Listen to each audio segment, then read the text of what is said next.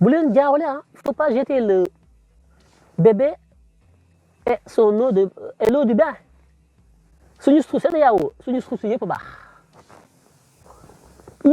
seulement dañoo am ay présidents yu baaxul bu leen jaawale président yu baaxul yi marionnettes yi liggéeyal France ak cadre yi baax na de les cadres sont bons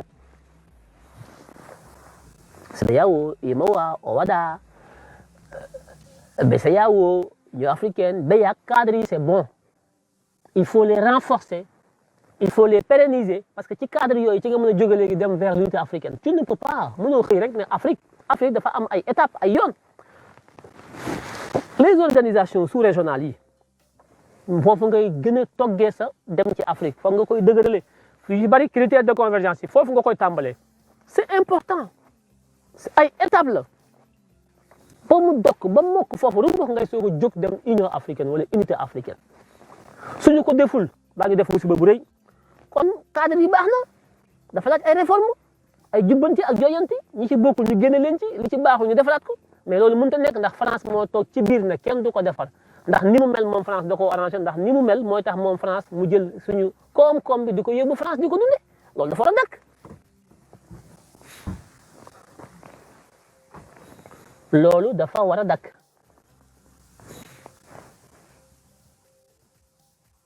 kon lii laa bëgg ngeen dégg projet bi li mu wax mooy dañuy négocier ba ku bokkul ci suñu monnaie nga génn ci ñi ci bokk ñu toog pencoo ko waxtaane ko xool li nga xam ne dugal nañ ko ci te baaxul ci suñu koom-koom day tax ñu ndóol day tax du ñu avancer ñu jubbanti ko di nasaka nocc ñun ñi bokk monnaie bi dootuñu bàyyi kenn mu dugg ci liñ ci war a soppi ñu soppi ko ci bu dee tur bi ñu soppi ko bu dee doxalin yi ñu soppi ko banque centrale bi gouvernance bi yëpp ñu soppi ko ba nga xam ne day nekk au service du développement de nos peuples lii la Ousmane Sonko ak Bassirou Diomaye Faye jaay moom la ñu wax moo nekk ci programme bi te man loolu ci laa ànd mu ne lii nag président Ousmane Sonko ba mu koy wax 2019 Bassirou Diomaye Faye ñëw tollanti ko 2024 ñu ne lii nga xam ne moo nekk ci projet PASTEF te mooy fexe ba France génn ci franc CFA bi ñu moom suñu franc CFA am ay politique monétaire yoo xam ne dafay favoriser le plein emploi dans nos pays pour résorber le chômage endémique voire même pandémique bu ñu ko mënta am par des instruments ou des leviers d'ajustement structurels qui nous permettent aujourd'hui d'orienter nos économies vers la compétitivité qui crée des emplois si on ne peut pas avoir cette marge parce que la France dit ñett eh bien on quitte la zone franc CFA pour aller vers la création de notre propre monnaie bu ñu mënta am lii ci biir mbooloo mi dañuy génn uti suñu monnaie bopp loolu la ñuy wax condition la kon avoir notre propre monnaie c'est une condition du projet suñu mënta àndandoo mbooloo moom lii moom suñu monnaie boo xam ne day suqali suñu koom-koom bu ñu ko mënta am ci biir CEDEAO bi génn France sànn ci biti dañuy dem uti suñu monnaie bopp lii la ñu wax waaye tëbuñu rek ne dañuy dem uti suñu monnaie bopp il faut que mu leer ñi nekk ci biti nag nekk ay panafricain yooyu wala ñi nekk ci biir réew mi di panafricain lu mënu leen a muusa ko maccaat ba forcer nit ñi ñuy def loo xam ne tegul ci xam-xam état nekkul ci mbedd mi état du yi fi caaxaan du toog ci mbedd yi taal sa live di wax c'est pas ça un état loolu dama bëgg mu leer bu ngeen ko mënee partager tapoter ko mu yaatu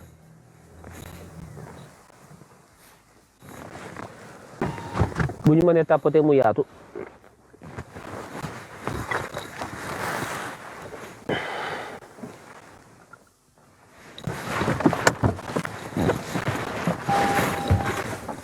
ku mën a tapoter mu yaatu kon na nit ñi xam li ñuy wax bañ di jaawale tey def attention ci lépp loo xam ne dafa laal état laal organisation régionale laal mbooloo laal franc CFA laal faut faire très attention voilà des fois on a besoin de faire les choses dans l'effervescence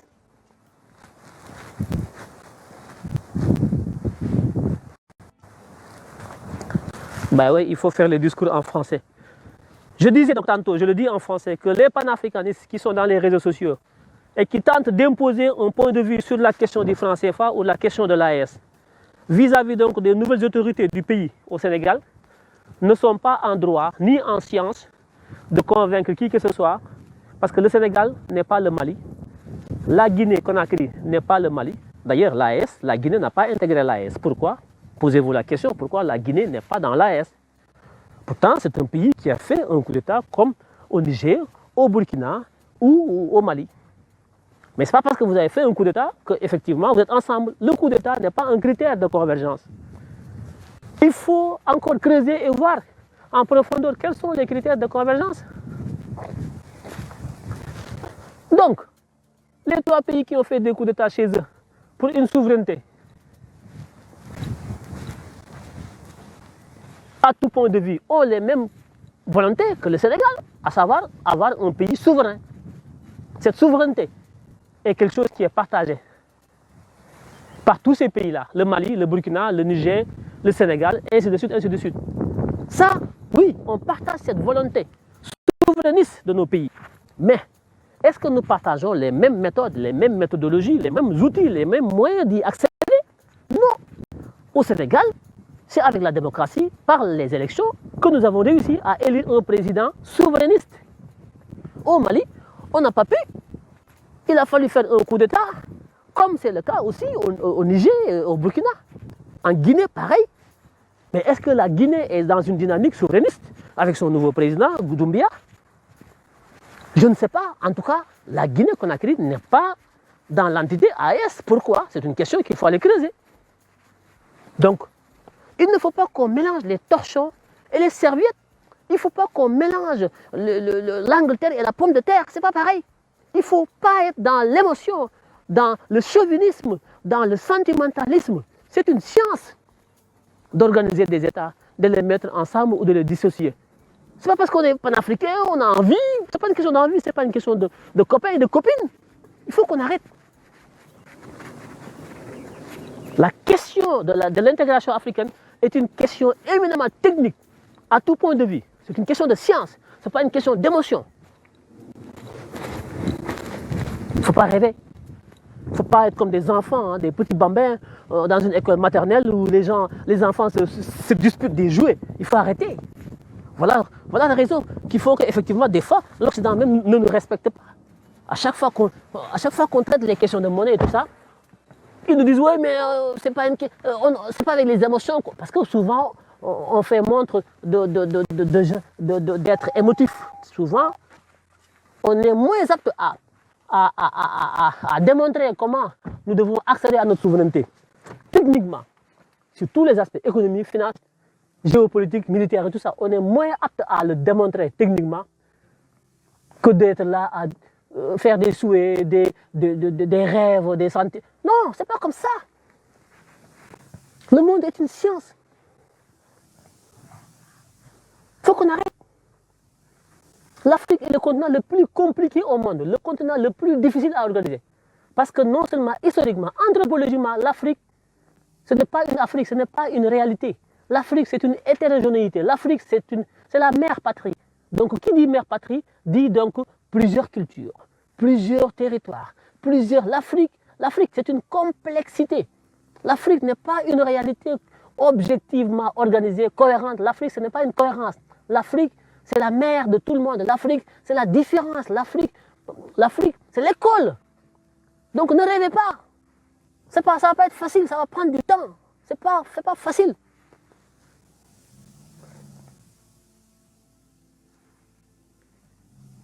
Par conséquent, il faut du temps, il faut de l'intelligence, il faut des générations organisées dans la science, dans la méthode pour pouvoir construire cette Afrique.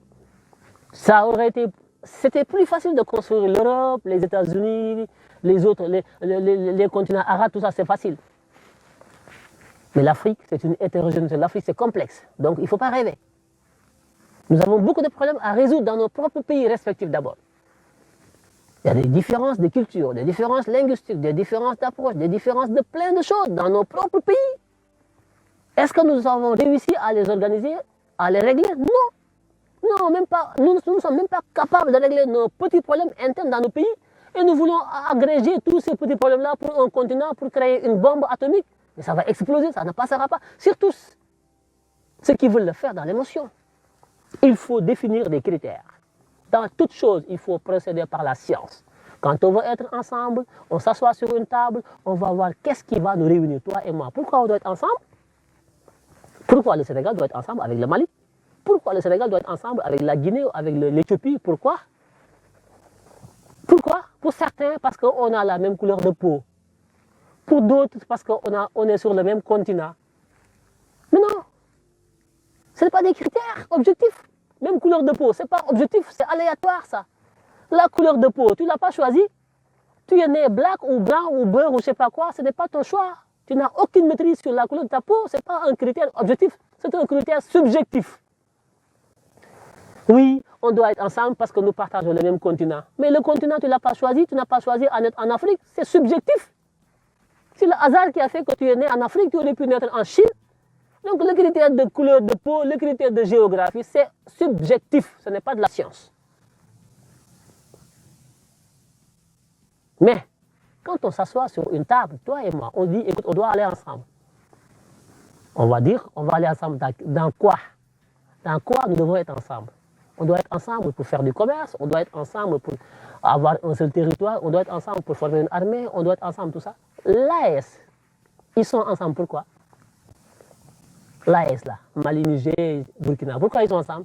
Ils sont ensemble parce qu'ils ont des intérêts communs de sécurité et de défense pour défendre leur territoire et pour dérouler leur plan d'action qui les mène vers une souveraineté. Donc eux, ils n'ont pas été ensemble parce que ce sont des Noirs, hein. Ils n'ont pas été ensemble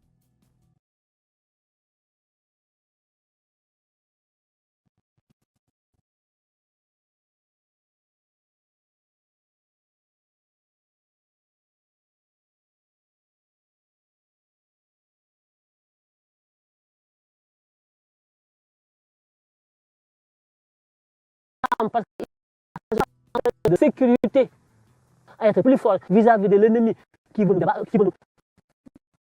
terrasser. Il nous faut intégrer nos forces de défense et de sécurité. Ça, c'est un critère objectif, c'est de la science, ça.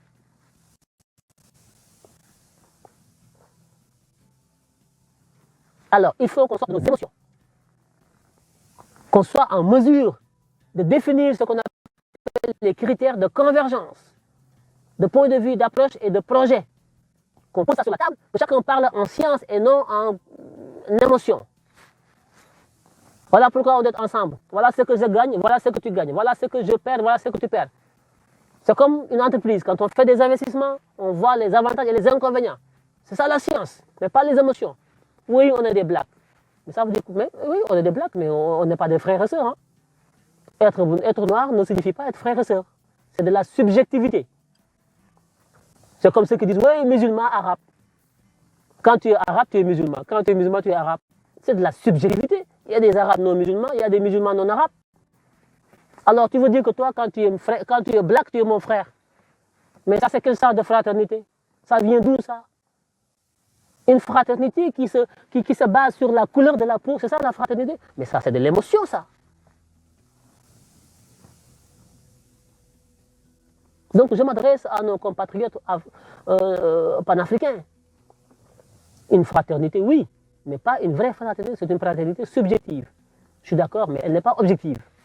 Parce qu'on n'a pas la même culture. Hein.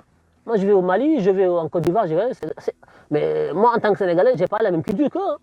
Ils le savent, je vais au Congo, ce n'est pas la même culture. Les Congolais n'ont pas la même culture que les Sénégalais, on ne mange pas les mêmes choses, on ne voit pas on a plein de différences, énormément de différences, c'est une réalité.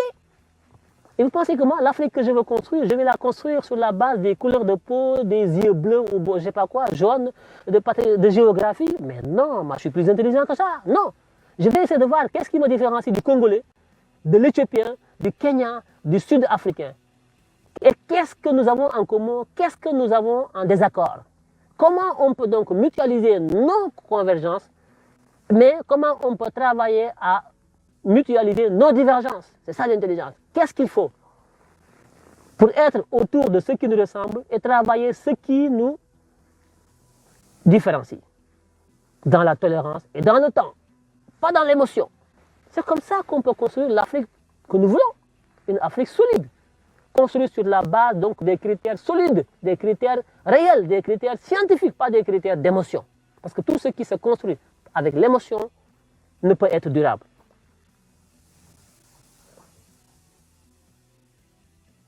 Donc, Ne soyez pas complexés. N'écoutez pas les gens qui passent leur temps à piailler, à grisouiller dans les réseaux sociaux. Oui, panafricain, tout ça. Non, banne les muscles. Écoutez s'il y a de la science, prenez s'il n'y a pas de la science, tracez votre route.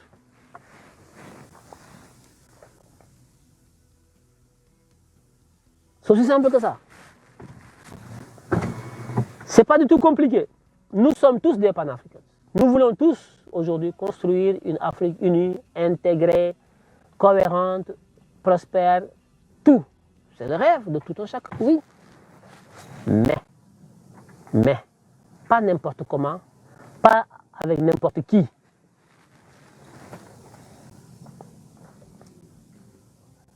En tout cas, pour nous, Sénégalais, en ce qui nous concerne, nous avons une claire conscience, une claire vision, une claire audience de ce que nous voulons. D'abord au plan interne, les exigences de développement que nous devons construire d'abord, tant du point de vue comportemental, du point de vue sociologique, culturel, anthropologique, économique, social, commercial. Il y a un minimum de critères que nous devons réussir à construire d'abord au plan interne, au niveau du Sénégal, avant de nous lancer vers une intégration régionale encore beaucoup plus soudée qui nous mènera plus tard vers une unité africaine. Il y a des escaliers, il y a des étapes. En tout cas, moi, à mon niveau, c'est comme ça que je conçois les choses et je me bats dans ce sens.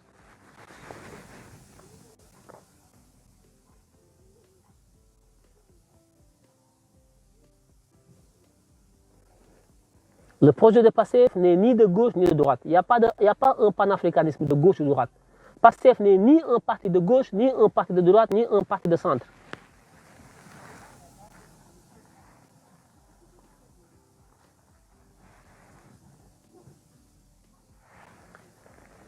PASTEF est un parti politique pragmatique. C'est un parti qui ne se réclame ni de gauche, ni de droite, ni du centre, ni des extrêmes. C'est un parti dont la philosophie et le pragmatisme. On prend tout ce qui nous permet, nous, d'atteindre nos objectifs en termes de souveraineté, en termes de développement économique, social, endogène et inclusif. Tous les moyens sont bons pour arriver à ces idéaux et ces valeurs-là. Nous ne sommes pas dans une idéologie telle ou telle. Non. L'idéologie que défend PASTEF est une idéologie pragmatique. Gauche ou droite, tout ça, c'est des conneries. Gauche, droite, ça veut dire quoi? Gauche, droite, vous l'avez où là? Gauche, droite, vous l'avez pris des pays occidentaux, ça. Ce sont des idéologies que d'ailleurs, vous combattez des gens, mais vous adoptez leur posture, leur idéologie, leur philosophie, gauche ou droite. C'est quoi ces histoires?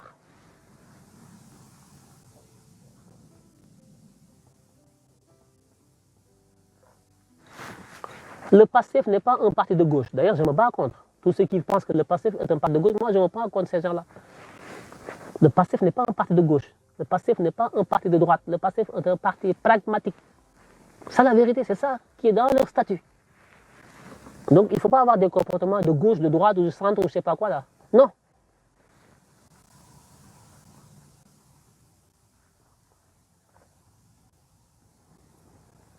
Comment on peut être ensemble? En Afrique, il y a des animistes, il y a des athées, il y a des musulmans, il y a des chrétiens, il y a plein de trucs. Déjà, arrivons déjà à régler ces questions-là, même sur le plan du culte. Il y a des gens qui se disent, nous, oui, on est dans nos religions traditionnelles. Il y a des gens qui croient à la religion de leurs parents, les religions primitives. Il y en a qui, aujourd'hui d'ailleurs, ils ne s'entendent même pas. Certains sont musulmans, d'autres se disent des kémites du point de vue religieux, parce que le kémitisme, ce n'est pas la religion. Le kémitisme, c'est une civilisation primitive. Le kémitisme, ce sont nos ancêtres. Mais aujourd'hui, il y en a qui l'ont transformé en religion. La religion de nos ancêtres. Je n'ai rien contre eux, c'est leur droit. Hein. Mais déjà, si nous voulons construire l'Afrique, comment nous pouvons construire l'Afrique avec des kémites qui se disent donc croyants de la religion de leurs ancêtres? Comment on peut le faire avec des blacks qui sont des catholiques, qui croient en Jésus, d'autres qui croient à Mohamed, tout ça? Déjà, vous ne vous entendez même pas déjà. Quand on vous met dans une chambre, vous vous tuez, vous vous entretuez déjà. Vous voulez construire l'Afrique, mais il faut arrêter de rêver. Réglons d'abord ces problèmes-là. Je ne juge personne, mais nous devons régler toutes ces questions. J'ai pris cet exemple sur la question du culte, sur la question de la foi. Vous êtes d'accord qu'on ne s'accorde pas. Mais on peut ne pas s'accorder à la limite. On peut ne pas être d'accord que chacun ait sa religion, c'est vrai. Mais Elle est où la tolérance? Moi, les débats que je vois les gens tenir, ils ne sont même pas tolérants les uns envers les autres. Il n'y a pas de tolérance. Si vous n'êtes pas tolérant sur le plan de la foi, comment vous pouvez être tolérant sur la construction d'une Afrique unie? Il ne faut pas rêver. On manque de tolérance entre nous-mêmes. C'est complexe. Et j'ai pris qu'un seul exemple. C'est la religion. Tu vois, au niveau de la culture, tu penses que les uns vont laisser leur culture pour aller épouser la culture des autres? Quelle sera la langue africaine qui sera parlée? Vous savez là, si on devait réunir l'Afrique, c'est quoi là? Quelle sera la langue? Quelle langue on va prendre pour en faire une langue africaine? Dites-le moi.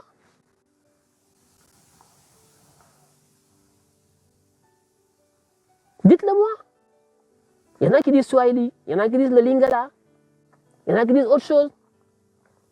Nos pays africains ne peuvent pas s'entendre. Et souvent, ceux qui parlent de panafricains, chez eux, là, c'est la dictature encore. La plupart de ceux qui sont forts là, dans les réseaux, oui, quand tu vas chez eux, c'est encore des présidents qui ont fait 40 ans, 50 ans, des présidents dictateurs, des tueurs. Ils ne sont pas capables de les enlever. Réglez d'abord ces questions-là. Réglez d'abord les questions de démocratie interne. Faites en sorte que dans vos pays, là, que les gens mangent à leur faim, que les gens puissent voter, qu'ils puissent choisir le président qu'ils veulent d'abord. Après cela, quand vous allez mettre des présidents patriotes à la tête de leur pays, de vos pays là, on sera ensemble avec les nôtres pour discuter de comment faire avancer l'Afrique.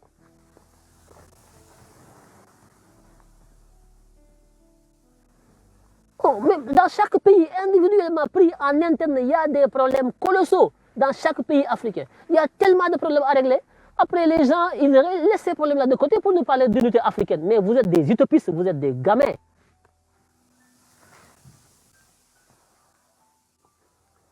L'unité africaine, ça demande énormément de tolérance. Énormément de tolérance. Et les Africains ne sont pas tolérants. Et tu leur dis la vérité, ils t'insultent. Ils n'aiment pas la vérité. Ils te jugent. Tu vois, ils t'assassinent. Ils t'injurient. Mais tout ça, ils ne sont pas tolérants. Ils ne peuvent pas entendre la contradiction. Ils n'aiment pas ça. C'est quoi ça? Vous voulez construire une Afrique dans la violence verbale, physique et tout ça? Mais il faut arrêter. Il faut arrêter.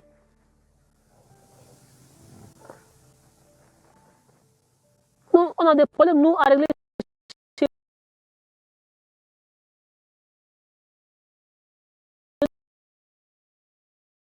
Nous, on a 2 fêtes tabaski, 2 fêtes de qualité, on a plein de... Sénégal, je prends l'exemple du Sénégal, on a tellement de choses à régler dans ce pays-là, que nous ne pouvons permettre d'aller parler de l'Afrique encore. Il faut régler il y a un minimum de cohérence.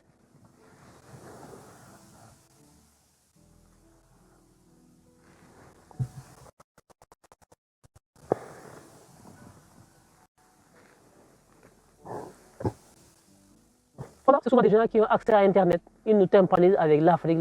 C'est bien. Moi, je suis d'accord. Hein? Il faut construire l'Afrique. Moi, je ne suis pas contre l'idée. Je suis pour, effectivement, une union. Parce que plus on est unis, plus on est fort. Mais quelle forme d'union? Qu'est-ce qui doit nous réunir? C'est ça qui m'importe moi. Ce n'est pas l'union en tant que telle qui me pousse à parler. Mais je réfléchis de façon beaucoup plus profonde pour dire qu'est-ce qui doit me réunir à l'autre? Qu'est-ce qui doit être que, voilà, moi, je me dis, écoute, il faut que je sois avec l'autre. Pourquoi? Comment? Par qui? Quoi? Ces questions-là, on doit les répondre.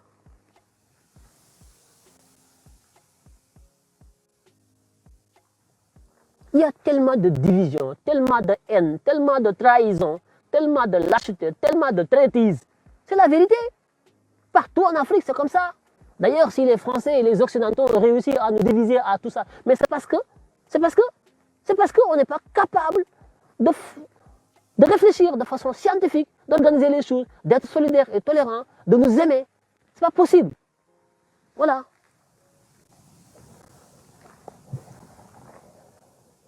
Nous sommes donc défaillants. Nous ne sommes pas capables de nous donner les moyens de notre combat. Nous voulons une chose, comme un enfant qui veut quelque chose. Papa, je veux ça. Papa, achète-moi ça.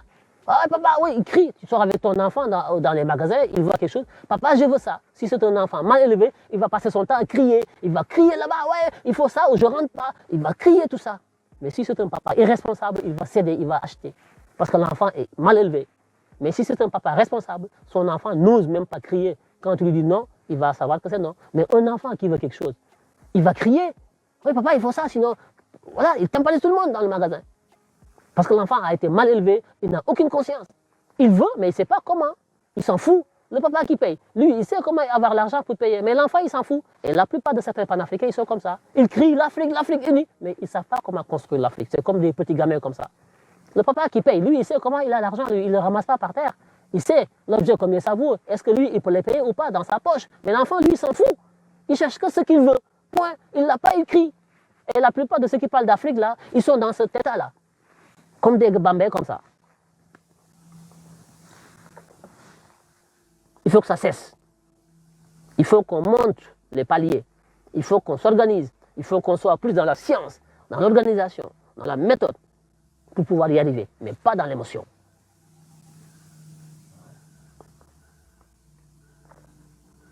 Effectivement, je suis d'accord, il faut préparer les générations futures. Il faut investir dans la nouvelle génération, les enfants. Créer des écoles dans certains pays qui peuvent le faire. Mais tu ne peux pas le faire au Congo, tu ne peux pas le faire au Congo, tu ne peux pas le faire au Gabon. Ces pays-là ne sont pas encore dans leur souveraineté. Tous les pays qui ont eu accès à la souveraineté, il faut qu'ils créent une nouvelle école. Une école basée sur l'apprentissage de nos cultures, l'apprentissage de tout ce qui nous permet d'être tolérants, de nous accepter les uns des autres, de nous aimer, tout ça. Ça, c'est une culture, c'est une école qu'il faut créer. C'est une mentalité. Et ça, il faut commencer à le semer dans les pays où ils ont réussi à imposer des gouvernances donc, souverainistes. Oui, c'est un travail qu'il faut faire. Mais ça ne se décrète pas, ça se travaille. Il y a des étapes, ça ne se décrète pas.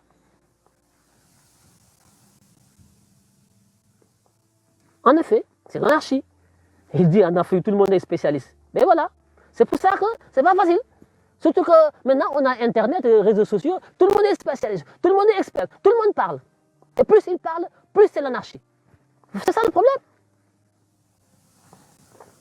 Il faut créer une nouvelle école africaine, une nouvelle école dans chaque pays qui apprend à ses enfants ce qu'il faut apprendre à ses enfants. Parce que l'Afrique, c'est un idéal.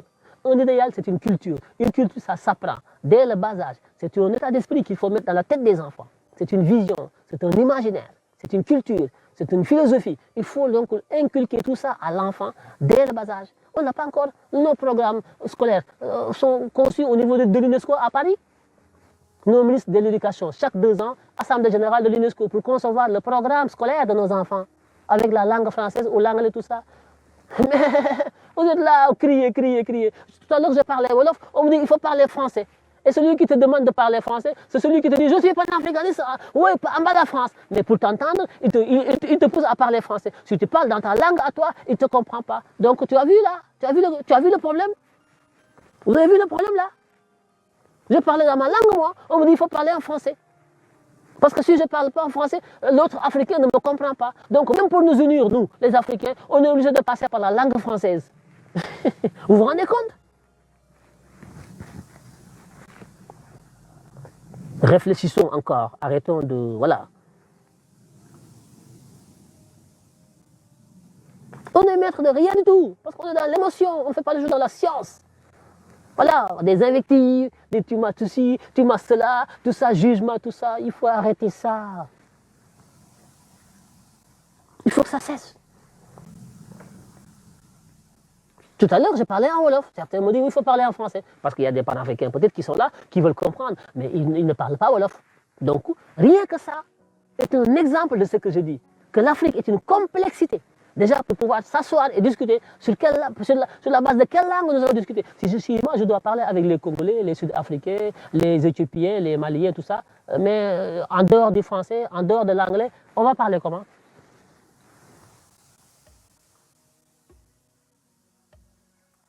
Si on devait discuter en tant que panafricain en dehors des langues occidentales, français, anglais, arabe, on parlerait, on allait s'entendre. Comment on s'entendrait? Dites-le moi.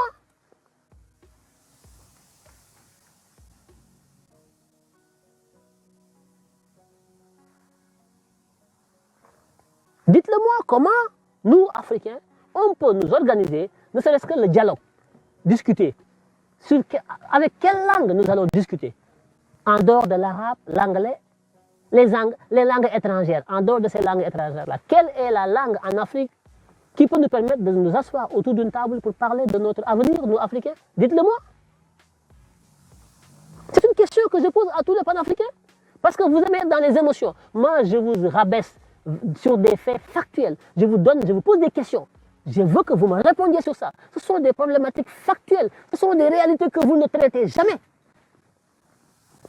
Dites-le moi.